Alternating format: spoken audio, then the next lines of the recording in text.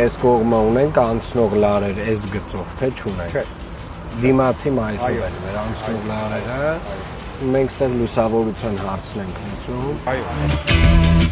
Այս արտի լուսավորությունը 100 տարվա է, չի աշխատում ընդհանրապես, սա նորոգում ենք, վերևը միա դրածա ընդհանրապես նետա։ Լավազաշիթով մաքրում ենք դրանց պատերը, քանդած տեղերը հավաքում ենք, որտեղ որ ընկնող քարեր կա, սա ռեստավրացիա ենք անում, հավաքում ենք, սարքում ենք։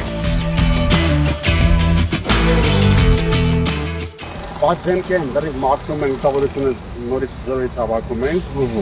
Տրամուղին փորվում է գազոնի կողքով իջնող ճանապարհի միջև Բաբայան խաչմերում։ Լայերը բոլորը գետնիտակ ինչ կա չկա, տեղադրվում է 25